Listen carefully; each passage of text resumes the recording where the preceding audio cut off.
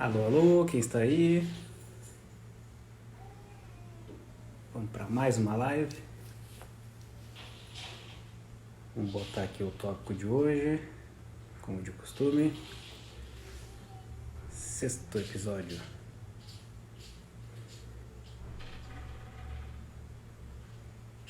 Pá, nosso convidado já está aí também.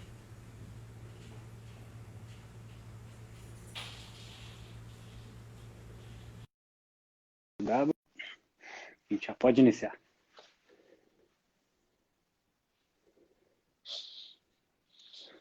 Olá, pronto, já estou Opa, na área, tudo bem? tudo bem? Agora os dois estamos aí para mais um bate-papo, tudo certo? Tudo jóia, muito obrigado pelo convite, um prazer estar aqui no seu perfil, poder bater um papo sobre investimento. Me chamou para falar de investimento, estou na área. Graça. Sou suspeito também, os dois falando de investimento, dá para a gente ficar aqui falando mais de um mês, né? Direto, né? Dá, não tem, é um assunto que não tem fim, porque sempre que na hora que a gente acha que o assunto acabou, acontece algum evento novo aí que merece a nossa atenção nessa jornada. É verdade. E isso que é legal, porque não tem rotina, assim, é sempre coisa, tem sempre alguma coisa para aprender, sempre uma coisa nova para analisar. Então eu particularmente acho muito bacana nesse sentido. É verdade. Então, vamos iniciar agora oficialmente. Então, hoje a gente está iniciando o sexto episódio da série Investindo com Especialistas e tenho a honra e o prazer de estar conversando com o Giacomo Diniz, uma das pessoas que eu admiro, que eu acho que faz um trabalho sério no mercado financeiro. E o Giacomo é professor de análise fundamentalista há mais de 15 anos. Então, é uma pessoa que de fato tem experiência e entende do assunto, né? Tudo certo aí? Sim, sim, a minha jornada na verdade, eu comecei a trabalhar no mercado financeiro especificamente, meu primeiro estágio foi em 97. Já em 98, eu já fui para o mercado de capitais. Eu comecei a trabalhar numa corretora e aí eu nunca mais saí desse meio. Trabalhei de 98 a 2007 nessa corretora. Comecei como estagiário, me tornei o head da área comercial. E aí eu percebi que a vida, já deve ter ouvido falar aí por outras pessoas, acho que eu não sou o primeiro que digo isso, o mercado cansa, ficar muito tempo trabalhando no ambiente, você acaba, realmente é uma coisa que sempre tem, é uma carreira que tem um início, meio e fim um pouco rápido. Aí nessa jornada já tinha começado a palestrar em 2004, e aí em 2005, 2006 comecei a dar cursos gratuitos, porque eu estava treinando, e aí o primeiro curso pago que eu dei sobre investimentos em renda variável foi em 2008. E aí eu fui evoluindo nessa jornada. Em 2011 eu entrei para o time de professores da BMF Bovespa, atual B3. Porque o que eles procuravam lá? Pessoas que conseguem ter didática para explicar o conteúdo para as pessoas, por um lado, e por outro lado, ter experiência de mercado, para poder ter uma narrativa, para não ser aquela coisa extremamente teórica. E foi aí que eu comecei a me aprofundar. Fiquei 9 anos lá, fui o professor titular de renda variável por 9 anos, lá na B3 Educação. No final do ano passado, eles encerraram a operação, passaram os cursos abertos para a Sampo, continuo lá na Sampo também. Então, eu sempre, assim, eu sou muito encantado, Adriano, por esse mundo, por ensinar investidores. Eu acredito de verdade que, assim, hoje, na época da internet, a gente quer número. Poxa, eu quero ter 1.000 pessoas na minha live, eu quero ter 3.000 likes no meu clique, no meu post, mas o fato é, se eu conseguir ajudar 5 famílias a planejar os seus investimentos, a não cair no papo furado de terceiros e realmente formar patrimônio, eu acho que eu já ganhei minha vida. Por quê? Porque são 5 famílias que vão ter uma velhice tranquila, vão falar, pô, aquele professor naquele momento me ajudou. É claro que se for passar a régua hoje, eu já ajudei centenas, se não milhares de famílias. Mas mesmo se não fosse esses números à la internet, eu tenho certeza que a satisfação seria a mesma. Porque se a gente consegue salvar a poupança de uma família, cara, você já fez uma diferença brutal na vida de muitas pessoas. Então, assim, é com base nessa crença que eu falo bastante em seguirmos na missão, porque é um de cada vez, né? A gente está na época dos cliques, dos likes, mas atrás de tudo isso somos todos seres humanos. É a mesma coisa do Covid. É número até ser uma pessoa próxima sua, né? Então, a gente tem que tomar um pouco de cuidado com a forma que a gente olha para como a internet funciona e para o nível de abrangência que a internet dá para a gente, né? É verdade, é um trabalho muito sério e muito importante, né? De fato, ajudar as pessoas e, inclusive, um dos problemas que eu vejo é que tem muita gente que acaba prejudicando, não só não ajuda, como acaba atrapalhando muitas famílias ensinando coisas que não fazem o menor sentido, só em busca realmente de, de números, né? Aquelas métricas, famosas métricas da vaidade. Que dessa Famosas trajetória, métricas da vaidade. verdade, que nessa trajetória de ensino, que tu mais gosta de ensinar, assim, qual é aquele conteúdo, tentando pegar algo mais específico, assim, que tu mais gosta de ensinar, e como é que tu vê essa parte do ensino, tanto presencial, que tu já é referência nessa questão do ensino, como é que tu vê essa mudança do que se ensina para as pessoas ao longo desse tempo? Porque eu vejo que teve um pouco de mudança. Antigamente se falava em bolsa de valores era novidade. Hoje em dia já se tem mais, já se tem um assunto bem mais amplo para falar, né? Uhum, com certeza. Então, assim, ó, falando especificamente, eu sempre brinco que eu adoro, é um estudo contínuo, mas a minha meta é sempre ser um mestre Jedi de valuation. Então, assim, o tipo de...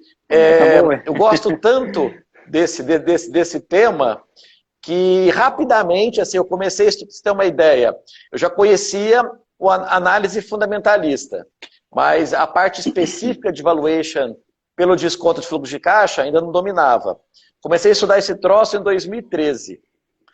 2017 eu já dava aula de valuation nas principais faculdades, nas principais escolas de pós-graduação aqui de São Paulo.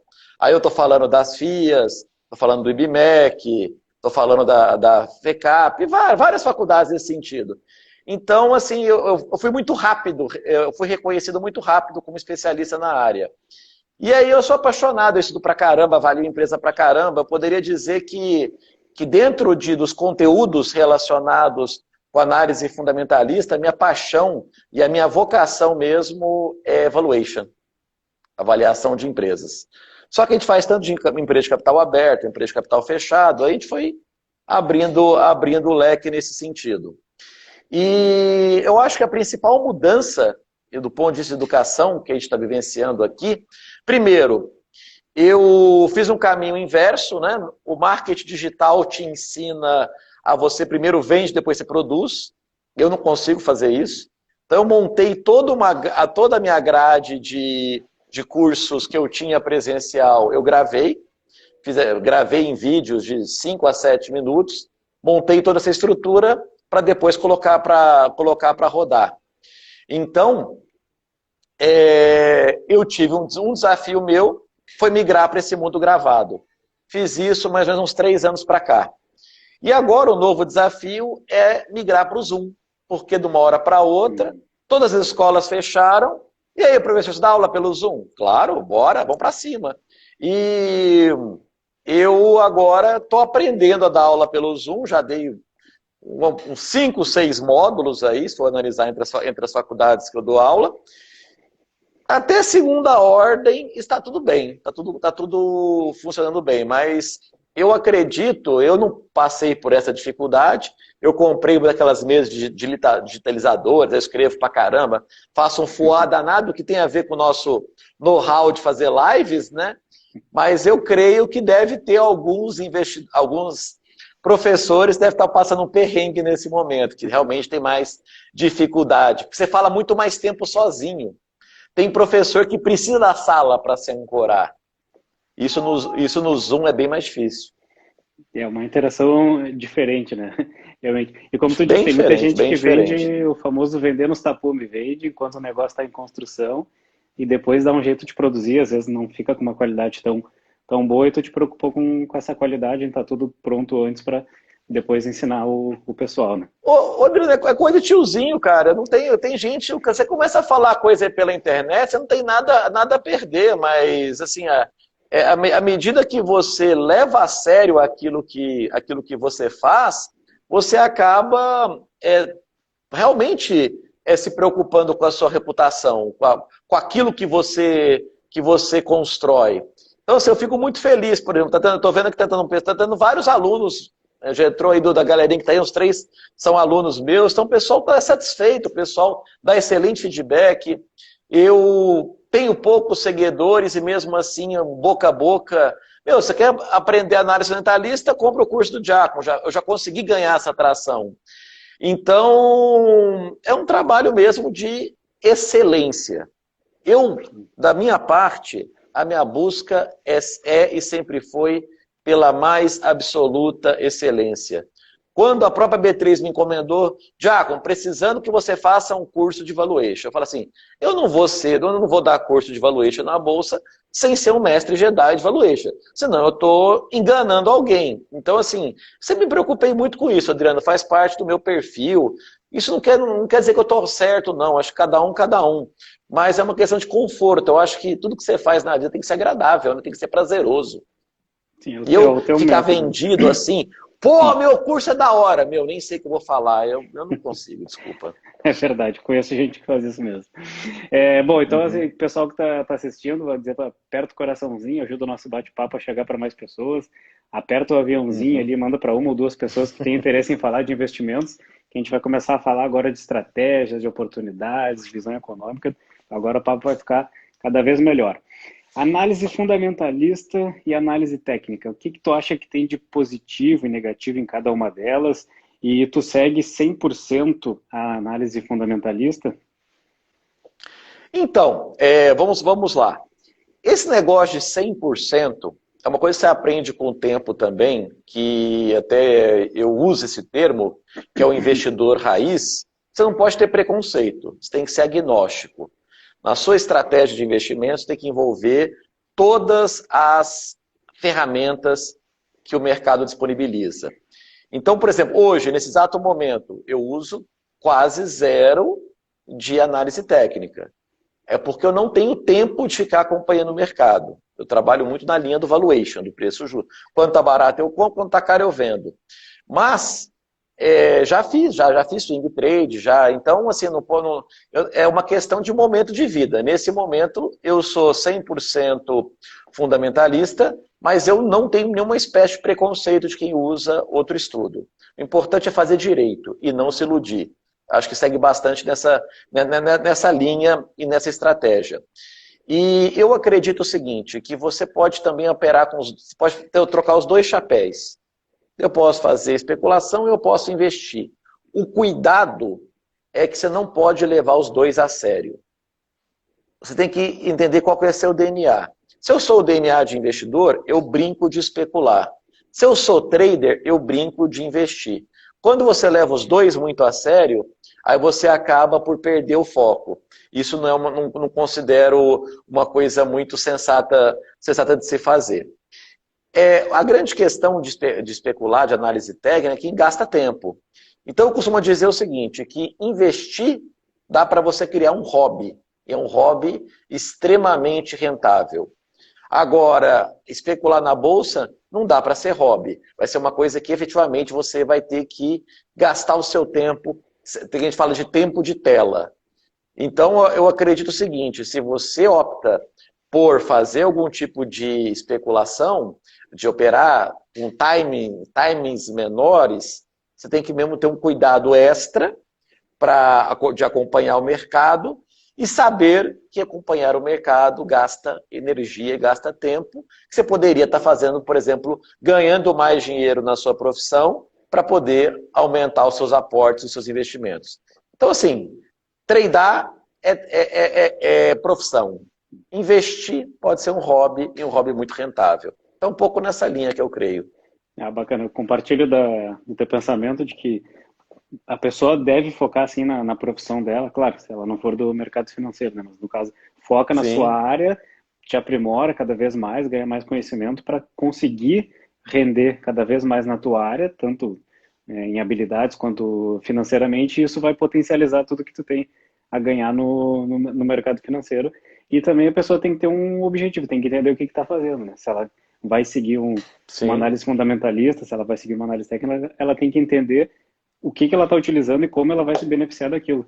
Não, e não ser aquela pessoa que é investidor de longo prazo e daqui a pouco muda para fazer trade, ou aquele que começa na análise técnica, a ação despenca e vira investidor de longo prazo até esperar voltar, né?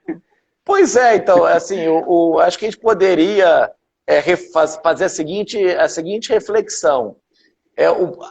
O pior pecado que a gente pode cometer é entrar numa operação com base numa estratégia e sair da operação por causa de outra estratégia. Então, eu entrei porque teve um cruzamento de média móvel e saí por causa da reunião do Fed. Não. Então, você resolveu entrar no mercado com uma determinada estratégia, siga nela até a morte. Saia pela mesma porta que você entrou. É Eu acho verdade. que consolida bem essa reflexão, né? Sim. Bom, e vamos ver, com a Selic agora tão baixa, níveis históricos, e inclusive com possibilidade de mais queda. Eu vejo muita gente comentando que deve migrar para a renda variável 100%, migre totalmente, né? Alguns dizendo a renda fixa acabou. Como é que tu vê essa situação? Tu acha que de fato a pessoa deve migrar para a renda variável 100%? Ou tem algum percentual que tu use como uma média ou algum padrão? Como é que tu Uhum. avalia essa situação? Então, eu sempre avalio o meu percentual de exposição na Bolsa com base na precificação média do mercado. Então, eu faço um estudo de como é que estão os PLs setoriais, e aí eu reflito se eu acho que a Bolsa está muito esticada ou está muito, eventualmente, encolhida. Então, por exemplo, quando está todo mundo abominando a Bolsa, eu normalmente estou com 90% posicionado dela. Quando todo mundo está falando de bolsa, bolsa está em todos os jornais, bolsa, bolsa, bolsa, bolsa, bolsa, eu estou 20, 15. Porque eu acredito naquela tese de você comprar ao som de canhões e vender ao som de violinos. Então, por exemplo, assim, eu não entrei agora em março, porque eu juro, eu achei que ia bater 55. Não bateu, paciência, não se acerta todas. E eu já tinha realizado um bom lucro no passado recente, fiquei de boa. Agora, se tivesse batido o meu target, eu teria entrado de novo. Ah, voltou para o 100. Sai fora de novo, porque já deu. Agora é ficar trocando cebola. Então, eu acredito que o mercado ele é cíclico. Então, não dá para você ficar ou só comprado ou só vendido, etc. e tal. Você tem que entender e interpretar os ciclos de mercado e, né, oportunamente, salve Felipe, e oportunamente você orientar o seu percentual, fazer uma conta inversamente proporcional. Quanto menor a precificação da Bolsa, maior o seu percentual. Quanto maior a precificação na Bolsa, menor o seu percentual. Que é tentar justamente sair do efeito manada. Na prática não é uma tarefa fácil, mas eu sou uma prova viva que funciona bem esse troço. Sim, isso que todo mundo diz para renda variável não faz 100% renda variável não faz muito sentido, né? Eu vejo dessa maneira também. Eu acho suicídio desnecessário, porque depende muito também da profissão da pessoa. Eu sou professor autônomo, eu sou autônomo na minha vida.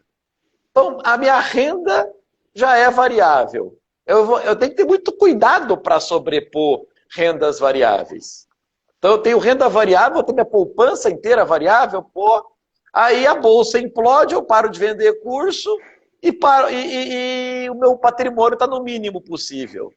Meu, sangue, suor e lágrimas. Então, eu acredito que você tem que levar essas situações em consideração. Pô, sou funcionário público, ou sou dono de uma empresa bomba, assim mesmo, no pior cenário, sabe aqueles empresários? A empresa tá uma droga, o cara tá tirando 100 pau por mês, porque quando a empresa bomba, o cara tira 800. Esse cara pode ter uma exposição, em função do estoque de capital que ele tem, do fluxo de caixa que ele tem, ele pode ser mais agressivo. Então, acho que a gente tem que ser muito criterioso na forma de compor esse percentual em bolsa. Basicamente, eu considero nesse processo a natureza da minha renda principal. Se ela já é variável, tem que tomar cuidado. E segundo, eu verifico o que eu já havia comentado, a questão relacionada à própria precificação da bolsa. E aí, com relação à renda, não dá para dizer que tem estabilidade, né? Porque a gente vê agora diversos estados, aqui o Rio Grande do Sul é um deles, que está parcelando salários há muito tempo.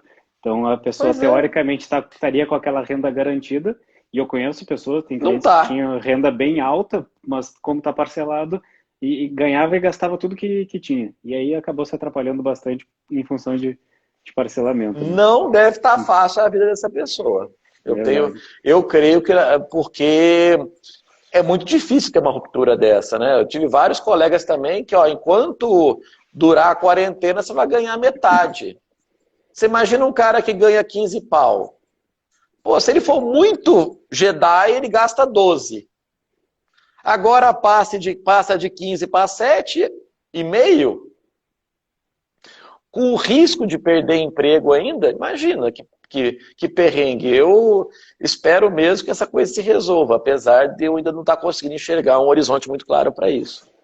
Como é que tu acha que deve ser composta uma carteira de investimentos? Qual é a tua visão? Tem algo que sirva assim? Claro, eu entendo que cada pessoa tem a sua carteira, mas tu Sim. imagina algo que seja padrão e sirva para todo mundo? Alguma regrinha básica, aquela de bolso? Enfim, como é que tu acha que deve ser composta uma carteira de investimentos?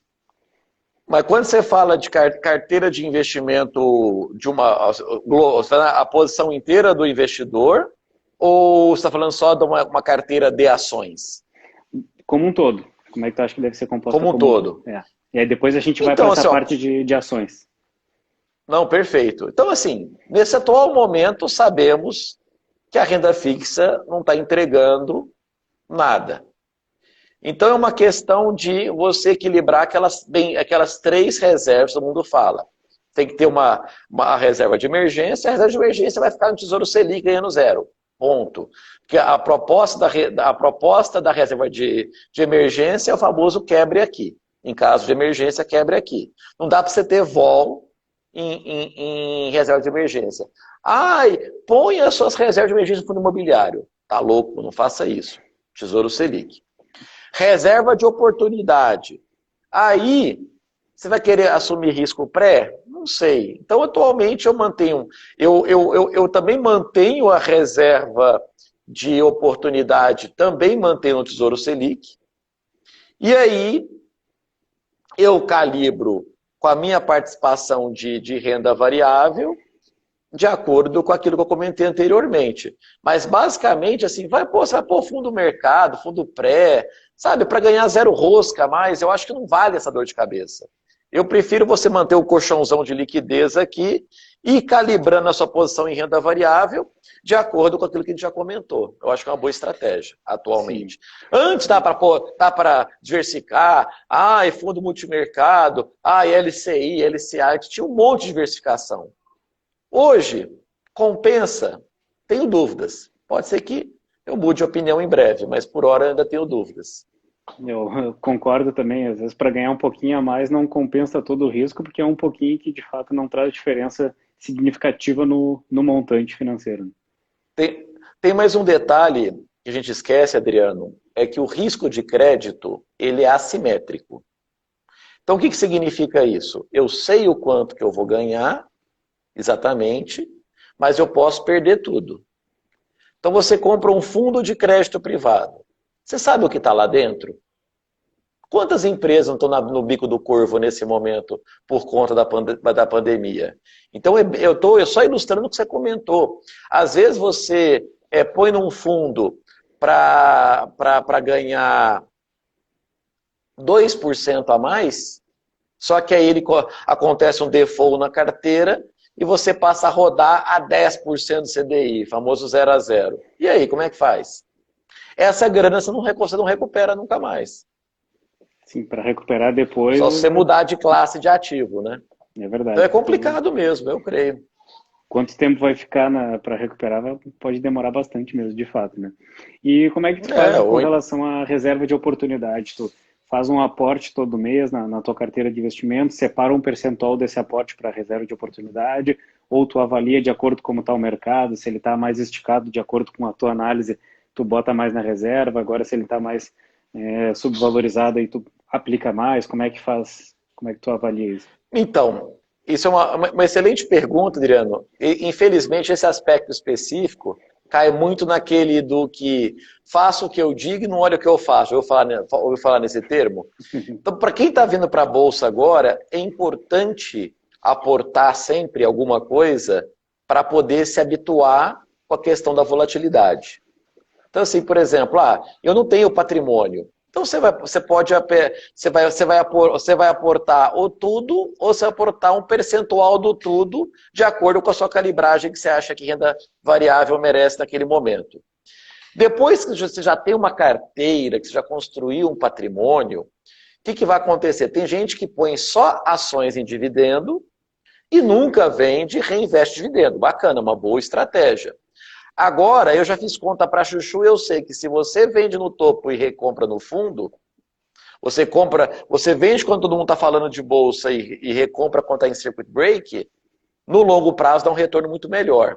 Então, na minha prática pessoal, eu vou o quê? Vou trabalhando essa ciclicidade da bolsa. Em momentos que eu acho que já está esticado, eu aporto menos ou não aporto, mando tudo para reserva de oportunidade, e quando eu acho que está tudo barato, eu zero minha reserva de oportunidade, e se está entrando dinheiro, eu acho que a bolsa ainda está barata, eu vou enfiando, vou jogando para dentro, vou aportando. Por exemplo, se a gente analisar friamente, eu passei 2014 e 2015 95% em bolsa, e aportando tudo, porque eu sabia que, apesar do Tiririca falar que pode ficar pior, eu já achei que já estava num ponto que valia a pena a aposta, entendeu? Que é ter eleição e tudo mais também, né? Então, é um termo momento, quando o Tiririca fala que não pode ficar pior, é o momento de aportar. Pois é, então, exatamente. Por exemplo, na hora que deu o Joesley Day, que deu aquela balançada, muita gente estava vindo, para todo mundo que eu converso, que é mais novo de bolsa, o Joesley Day foi marcante na vida do cara. Pô, eu tinha tudo por tudo em bolsa e ver o Joesley Day eu aprendi que não valia a pena ficar com tudo em bolsa. Escutei esse testemunho inúmeras vezes. Adriano, na boa, eu desprezei completamente a existência do Joesley Day. Eu fingi que nada aconteceu, segui o jogo bonito. Que hora que eu comecei a me preocupar? Na hora que virou a febre de novo. Que todo mundo só falava em bolsa. Por quê? Quando você já foi muito em festa, você sabe perceber o calor da festa. E eu vi isso acontecer em 2008, antes da explosão do nosso bendito subprime. Então eu senti, em novembro do ano passado, que estava muito oba-oba, tipo época de pré-subprime. Eu falei, não, para mim já deu, estava carregando lá de trás já. Aí, pô, nem vou falar o quanto que eu vendi, mas saí fora. Por quê? Porque é tudo uma questão de preço, de entrada contra preço, saída. E os dividendos? Meu dinheiro é dinheiro, não importa o bolso. Então, nos meus investimentos pessoais, eu sou um pouco mais flex. Agora, quando eu dou uma mentoria, quando eu vou iniciar uma pessoa na bolsa, aí eu dou uma visão mais planejada até mesmo para ela ter uma referência, até ela conseguir andar sozinha o suficiente para conseguir ter esse tipo de decisão de entra agora, entra depois, o que eu faço? No começo, todo mundo precisa de uma cartilha, mas o que eu vejo muito por aí que me entristece, muita dessas cartilhas vira fanatismo. E aí você arruma hater, o cara, mas você vendeu, não pode vender, você é um holder fajuto, você fala investimento raiz, é fajuto. Não, velho, eu sei fazer conta. Eu brinco, eu sou mestre Jedi de valuation. Você acha que tá caro? Tá o quê? Para que eu vou pagar o preço de uma BMW 12 Caneco num Corolla? A troco do quê? Eu não faço tipo de coisa. Tá valorizando o que é teu mesmo, né? O que tu tá suando pra ganhar, né? Se der ruim, vai doer no meu bolso mesmo, não é? É até importante o assunto que tu falou, quando tu tá ensinando as pessoas. Muita gente está começando a investir, começou agora em 2019, que foi uma das maiores um dos maiores aumentos em número de pessoas investindo principalmente na Bolsa de Valores, dobrou. Ou seja, Sim. metade das pessoas que estão investindo agora nunca tinham investido antes. Acho que muito se deve ao fato da Bolsa só ter subido em 2019, praticamente qualquer coisa que tu comprava subia, e muita gente foi incentivado pela redução da renda fixa. A renda fixa é cada vez pior. Então, quando a pessoa está buscando conhecimento, quando tu está ensinando, eu sei que é uma pessoa séria no mercado financeiro. Eu me considero uma pessoa séria também no mercado financeiro. Que dica tu dá para essas pessoas? Como é que elas podem conseguir entender o que faz sentido ou o que não faz sentido? Qual é aquela informação de qualidade e aquela informação que não deve muito levar, né, não deve ser relevante, não seria de qualidade, no caso. Então, eu acho assim que a questão tem muita influência, tem muita informação disponível. Cara, se você está meio perdido ou meio perdida, poxa, pega a pessoa que você confia e foca nela. Ah, não, o Adriano entrega um conteúdo bacana. Poxa, vai e estressa o conteúdo do Adriano, faz todos os cursos do Adriano. Beleza, agora, depois disso, você vai para o próximo. Então, assim, como eu montei a trilha inteira, que é o mercado de ações básico até o valuation, eu falo, cara, tá aqui o meu currículo, tá aqui minha experiência como educador, você tem aqui de A a Z. Estuda tudo isso aí, que você já vai ter uma massa de conteúdo bastante robusta para você pôr na prática. Então eu recomendo ele a isso, recomendo já pôr a mão na massa, então já começa fazendo alguns aportes. Aí, professor, eu não sei o que comprar, compra a BOVA 11. Então, por exemplo, os primeiros 3, 4 aportes que a pessoa faz enquanto está estudando o básico, eu recomendo ela comprar a BOVA 11, para já skin the game, para já sentir o mercado tremer na orelha. E aí ela vai começar, normalmente assim, depois entra Itaúsa, aí começa, né, ele vai sofisticando a carteira dele. Então, qual que seria a minha recomendação? Pega um conteúdo de uma pessoa que você confia de verdade, vai fundo nele e pratica. Não tem muito o que fazer. Porque senão você ficar rodando, e aquela sensação de que não sai do lugar é horrível, né? Por exemplo, há uns 2 anos atrás, eu me meti a estudar marketing digital. Então eu tive uma experiência de fazer uma jornada num tema que eu não sabia zero, que eu não sabia nem como mandava um e-mail, assim, entre milhões de aspas. E a minha trajetória no marketing digital, eu senti dores que eu sei que os meus alunos também sentem no mercado acionário. O que eu fiz? Eu peguei um especialista específico, comprei tudo o que ele disponibilizava, estudei tudo e pratiquei tudo até o que ele sabe ensinar. O que ele ensinou eu sei fazer. Agora eu vou para um próximo. Então, para mim, funcionou nesse sentido, entendeu? Bacana, interessante o conselho. O que eu acho que eu deixaria de conselho também é muito cuidado, assim, às vezes a gente começa a seguir várias pessoas, independente, no caso, aqui a gente está falando sobre investimentos, sobre mercado financeiro. Sim. Tu começa a seguir várias pessoas e tu vê que nem todas as estratégias vão dar certo o tempo todo, em alguns momentos elas vão estar mais ou menos. E aí tu tá seguindo uma pessoa que tá dando certo, e daqui a pouco começa a dar errado, e tu pula para aquela outra que estava dando certo, daqui a pouco aquela vai começar a dar errado, e no fim tu vai só perder. Então, acho interessante isso aí mesmo, de seguir uma pessoa e cada vez qualificando mais para o próprio conhecimento. Quanto mais tu conhece, mais tu vai vendo o que faz sentido ou não dentro das informações. E aí cabe o negócio, você fez um link, eu achei legal também. Procure pessoas que ensinam o conteúdo e não uma técnica específica. Cara, assim, qual que é o método de investimento do Giacomo? Eu não tenho. Por quê? Porque eu sei que o mercado muda. Eu tenho uma base técnica para testar estratégias de acordo com o que o mercado se apresenta. Então eu acho assim que não se iludir. Não existe uma fórmula mágica para ganhar dinheiro na bolsa.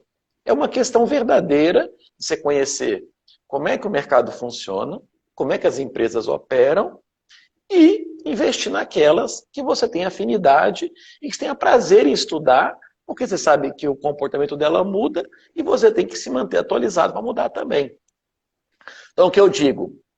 Eu não vendo estratégia, eu vendo roteiro de estudo, que são coisas completamente diferentes. Estratégia, o mercado mudou, deixa de funcionar. Conteúdo, você tá flexível, você está moldável a criar novas estratégias quando o mercado se apresenta de uma forma nova. Perfeito. É entender como que tu vai utilizar, qual a melhor estratégia diante de cada situação, como é que tu pode lidar com cada cenário, né? Vejo Lembra que... do cinto do Batman? Aquilo lá, cara. Nessa hora é múltiplo, nessa hora é valuation, nessa hora é tudo muito caro, chuta tudo e vai para análise gráfica, tipo assim. Quem tá Porque quando gostando, a deixa o bolsa está em coraçãozinho bolha, aí e quando vai ela está comentar. muito cara, não adianta você querer selecionar ativos. Você está no oba-oba. Oba-oba é fluxo. Fluxo é price action. Análise técnica, não tem o que fazer. Então não dá para querer também ficar assim, ficar inventando moda, né? É verdade. Vejo que o pessoal está participando, a gente não consegue ver todas as mensagens, mas as últimas ali, Aquiles, Miriam. Quem tiver alguma dúvida, Uhum. vai colocando aí que a gente vai respondendo dentro do possível. Que ativos tu gosta para fazer uma proteção da carteira de investimentos? Quais que tu usa ou quais que são indicados? Que tu comentou um pouco antes que tu usa a reserva de oportunidade. Essa já seria a tua proteção? Então, aí que está o detalhe. A proteção, o termo proteção, eu acho que para quem não gosta de pagar imposto de renda. Então, eu não quero zerar algumas ações da minha carteira para não ter que pagar imposto de renda. Então, eu uso alguma proteção para eu diminuir a vol da minha carteira. Então, assim, no meu caso, eu prefiro trabalhar mesmo com reserva de emergência. Mas para não deixar vaga essa resposta, nós temos um ativo que pode ser bastante útil nesse processo, você colocar um percentual da sua carteira, que é o IVVB11,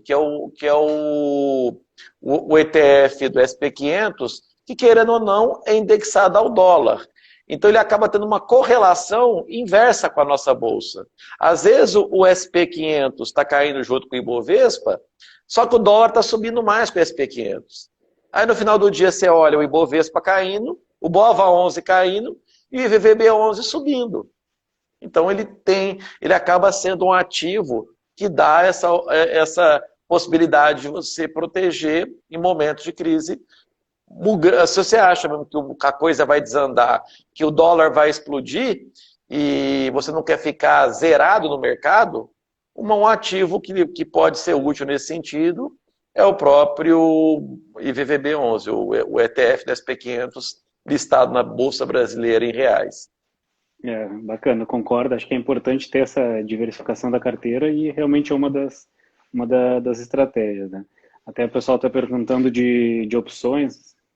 O que tu teria Então, eu acho, operacionalmente falando, assim, feito? imagina o seguinte, para você poder fazer uma proteção adequada à corrupção, você tem que estudar o dobro que você estuda para aprender a investir em ações.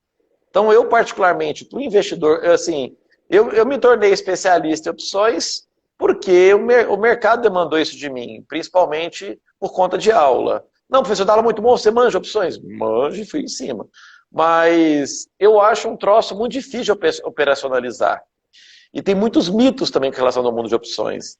Eu acho que para um investidor ainda não qualificado, eu acho que você acaba entrando em mais incerteza do que gerando uma proteção efetiva, propriamente dito.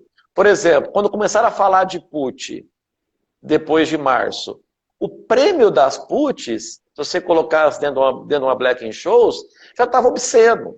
Você tava, tipo assim, você estava pagando R$ 5.000 para proteger o seu gol bola que vale 6. Então eu acho opções complexo. Eu sei fazer, mas eu falo, mexe com... Quando sua carteira bater R$ 1 milhão, aí você vai estudar opções. Antes disso, eu acho um desgaste energético muito grande. É interessante ponto de vista e acho o seguinte também, de fato, 2019 ninguém falava de opções, a bolsa só subia, ninguém É, falava disso. Eu acho que quando se fala muito, aí a gente pega naquela frase que tu trouxe mais no início, né, comprar o som dos canhões e vender o som dos violinos.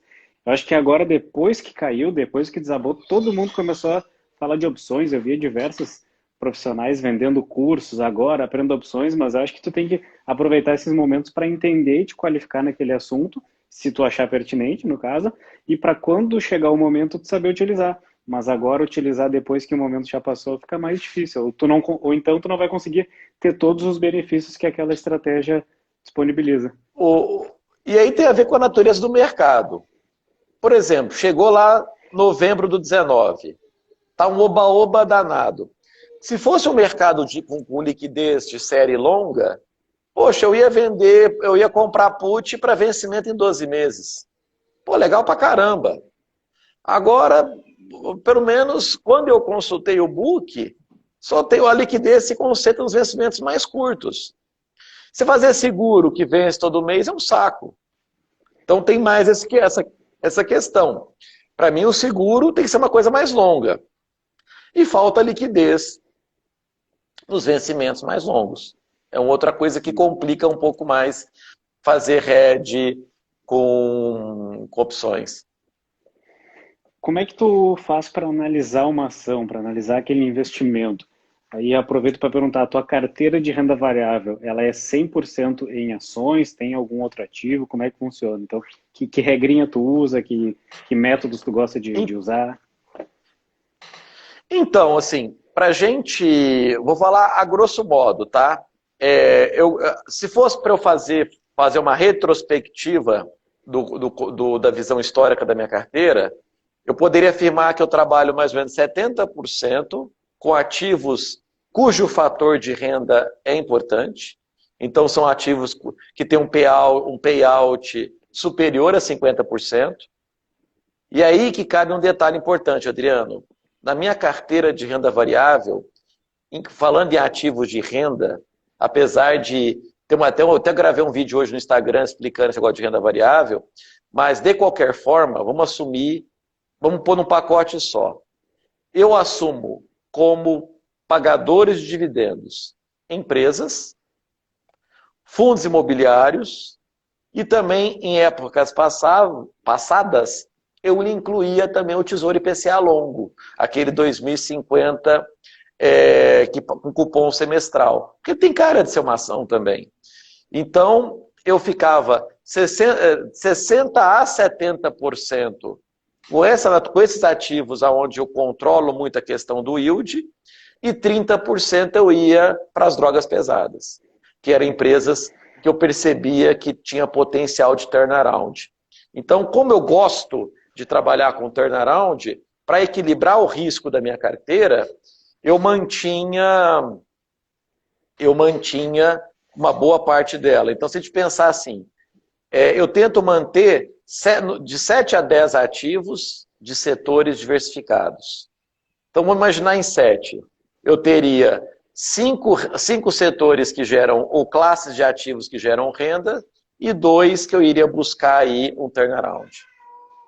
Sim. Exemplo, o último turnaround que eu peguei foi da Marco Polo. A Marco Polo, em julho do ano passado, estava quase com o EBITDA negativo, estava uma porcaria o EBITDA dela. Só que a conclusão que eu cheguei naquele momento era que existia uma probabilidade muito maior dela começar a vender mais do que vender menos. Então, com base nessa crença, de já achar que ela tinha chegado no fundo do poço, e pelo fato dela não ser endividada e ter caixa, ela tinha uma base, um fôlego, se a coisa bom, se a coisa continuasse dando ruim, aí eu fui lá e coloquei um percentual bacana da minha carteira desse ativo. Então, não é o turnaround à la Oi, eu não gosto. Mas turnaround à la Magazine Luiza, eu acho bacana. Sim. Entendeu? Então eu fico 30% da minha carteira eu busco essas coisas e os outros 70% eu fico caretão. Sim, e tem que ter muito cuidado, fazer uma avaliação bem bem cautelosa mesmo, porque daqui a pouco, se a pessoa vai colocar muita empresa turnaround, por exemplo, pode acabar prejudicando toda a sua carteira de fato, né? Se tornando, dependendo, até irreversível. Então tem que ter muita cautela mesmo e estudar bastante. Muito, muito, muito. Assim, vamos colocar um parâmetro aqui para a galera não se empolgar. Cara, para você realmente for pensar em turnaround mesmo, é legal você trabalhar com. Depois você tiver uns 10 aninhos de experiência, vai. Sabe assim, é a última etapa da sua jornada. Você já tem uma confiança inabalada nas suas teses de investimento. Eu acho que é nessa linha. Eu acho prematuro uma pessoa que está começando agora pensar em comprar esse tipo de ativo mais arriscado. Porque é fator sorte. Se você quiser jogar na loteria, beleza. Mas dentro do nosso contexto racional, de estudo, etc. e tal, eu acho que não faz muito sentido. Sim, e da Marco Polo, no caso, tu entendeu que ela tinha mais a ganhar do que perder. E eu vejo algumas pessoas falando isso da Oi já, que ano passado, 2019, todo mundo falava mal dela. E eu já vejo algumas pessoas fazendo alguns estudos apontando que ela chegou num ponto que ela tem mais a ganhar do que perder. Aí, claro, vai da Não, estratégia sem dúvida. e da análise de cada um, né? Mas olha que legal, só para você entender o meu racional. A Marco Polo, o FCO dela, o fluxo de caixa operacional dela, estava pequeno, porém positivo já. Então ela já tinha passado da fase de consumo de caixa operacional para a fase de geração de caixa operacional. Então eu apostei que ela ia andar por pernas próprias. Agora, se você pega uma empresa que não para de consumir caixa, como é o caso da Oi, você tem que apostar num agente externo, que alguém vai comprar, que vai acontecer algum evento vindo de fora. Pode acontecer? Pode. Eu morro de medo de Sim, de depender dos outros, das minhas. Eu quero fazer apostas onde eu acredito que a empresa tem capacidade de sair sozinha, sem esperar esses salvadores da pátria. sim. E tem alguma que tu possa contar aí que esteja estudando no turnaround? Não, claro que não é recomendação de investimento, né? Mas tem algumas que esteja olhando, uma, duas, enfim. Então, eu não gosto de falar isso não, porque apesar que eu te falei assim, apesar, Adriano, de eu não ter tantos seguidores, eu tenho um seguidor que eu sei que é assíduo, que se chama CVM. Que como eu já dei, inclusive, aula para a própria CVM, eu tenho na minha base muitos, como é que fala assim, profissionais da CVM que fazem parte dos meus seguidores. Então eu não brinco com isso não, o negócio não é sério. Ah, não, você recomendou turnaround aí, tal, não. Então eu peço desculpa, mas eu não gosto de me meter nesse sentido, não. Se a Claro. Via Varejo será a nova Magalu, o Cleiton perguntando. Pô, Cleiton, assim, boa lembrança. Olha a minha situação com a Via Varejo. Quando a família Klein agendou aquele leilão,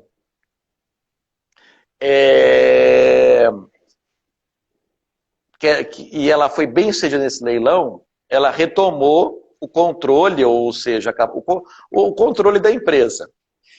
Coincidentemente, nessa hora, eu estava com um aluno que era do grupo, que era da parte operacional, parte de logística. Nada a ver com financeiro. Zero de insider. Mas olha a mensagem que ele me passou. Ele falou assim, Giacomo, nós funcionários estamos muito empolgados com a volta da família. Só esse insight, que eu falei, eu fechei os olhos, imaginei a galera trampando agora com sangue nos olhos. Aí eu fui lá e enchi o carrinho. Que meu preço médio foi 2,70, alguma coisa assim. Só que no caso da Via Varejo, ela estava muito ruim ainda, os dados financeiros dela. Então, na hora que ela dobrou de preço, que ela virou 100%, eu falei, não vou ficar esperando também não. Aí eu pulei fora. Então, outro problema de pegar de pegar o turnaround é saber segurar. Pô, você comprou o Magazine Luiza, dobrou de valor, cara. Quem que ganha 100% em 6 meses? Aí você também tem... A gente tem que ter humildade de reconhecer isso, né? Tem que ter humildade de reconhecer isso. Mas de chegar a ser uma nova Magazine Luiza, até agora a empresa não deu muitos sinais nesse sentido. Está perguntando das empresas caretas. Não, nosso tempo está acabando, estou olhando, acompanhando aqui. Empresas caretas são aquelas, nós vamos chamar de careta. A nossa querida Itaúsa é caretíssima. Eu gosto, assim, apesar de ter uma vol bacana, dá muita entrada, Banco do Brasil dá bastante entrada, falando de setor de banco também. Eu gosto bastante de... O problema é que essa careta no fundamento, mais cara no valuation. Uma classe, que a gente teve com aula comigo, sabe, a Lojas Renner. Sou seguidor da Lojas Renner desde o IPO em 2003. Eu vendi as minhas lojas Renner depois de ter ganhado 350%. Eu falei, não, aí tá bom para sair fora desse troço aí. Nada mal. Mas tem várias empresas que eu considero caretas do ponto de vista de entrega de resultado, mas nós temos que, como eu sou daquele grupo de pessoas que acredita que o preço importa, nós temos que tomar cuidado com o preço, né? Sim. Que a gente paga pelo ativo. Perfeito. Com relação à empresa de crescimento ou dividendos, como é que tu faz essa escolha para essa elaboração da tua carteira? Tenta priorizar mais uma, mais outra, ou algumas que sejam simultâneas? Então, eu acredito no crescimento. Quando eu falei turnaround, eu jogo os 30%. As empresas de crescimento entram nesses 30%. Porque normalmente elas são caras, então elas são um pouco mais especulativas. Então você tem que esperar acontecer alguma coisa de errado com a empresa para você conseguir entrar nela. Uma empresa que eu adoro, B3. Eu não entrei em B3 agora em março, porque eu tava com medo também, porque querendo ou não, eu lembro, voltando àquela história. É um clássico raiz. Um clássico raiz. Que eu acabei perdendo o raciocínio aqui. Em março. Então, aí o que aconteceu? Mas outra coisa que entrou no meu cenário também, que eu falei, pô, e se realmente essa coisa ficar séria de verdade eu perder renda? Então eu tava com esse medinho também. Mas uma empresa como a B3, uma empresa como a Lojas Renner, para dar entrada, o mercado tem que estar suando sangue, não tem outro jeito, né? Sim. Tem algum setor que tu goste mais, ou assim, eu priorizo tais setores, ou então aquele setor, não, esse setor eu não gosto de investir, não invisto de jeito nenhum. Vou falar um que eu não gosto de investir de jeito nenhum. Proteína animal. Porque é muita volatilidade em cima de volatilidade. Você sofre com a volatilidade do preço da carne, você sofre com a volatilidade do preço dos insumos agrícolas, você sofre com a volatilidade do câmbio. Então, assim, o que eu tenho medo? Tudo que eu percebo, Adriano, sobreposições de volatilidade. Lembra do cafeicultor mineiro? Ele tem que se preocupar com o café, ele tem que se preocupar com o preço do café, tem que se preocupar com o preço do dólar e tem que se preocupar com o preço dos insumos. Como é que você vai fazer conta com tanta volatilidade se chocando? Do ponto de vista de valuation, avaliar esse tipo de empresa é um salto de fé mesmo, que é difícil para chuchu. Sim, tem algumas que é bem mais trivial para fazer as análises e outras que já fica bem mais complexo mesmo para conseguir entender aquela empresa, né? Com certeza, com certeza. Então é muito nessa linha mesmo, assim, tudo que tem que é um mar de volatilidades, eu fico fora porque, na hora que você menos espera, você leva uma sapecada. Empresa, setor aéreo. Pô, na hora que você acha que você está indo bem, aí o petróleo explode, você dança. Na hora que você está indo bem, cai um bendito no avião, você dança. Então é muito risco para retorno duvidoso, sabe? Então é complicado. É verdade. E o que tu acha que 2019 deixou de lição e 2020 até aqui, no caso, considerando esse cenário de crise? que tu acha que deixa de aprendizado para os investidores e para as investidoras? Então, o principal, vou falar de 2020. Nunca antes nesse país, nós tivemos uma situação de crise sistêmica, porrada e juros baixos. Se você pega, quando o dólar estressava para combater a inflação, Banco Central explodia juros, todo mundo saía da Bolsa e corria para os juros. Então agora, a Bolsa estressou e os juros continuou caindo. O pessoal ficou sem saber o que fazer. E a grande questão é essa. O pessoal veio para a Bolsa em massa, gerou uma recuperação dos preços no mercado, enquanto a economia real está tipo apocalipse zumbi. Isso é uma coisa que me preocupa muito nesse momento. Porque o mercado ele é soberano, mas ele mesmo tem a capacidade de se ajustar na hora que ele acha que cabe um ajuste. E assim, eu não quero ser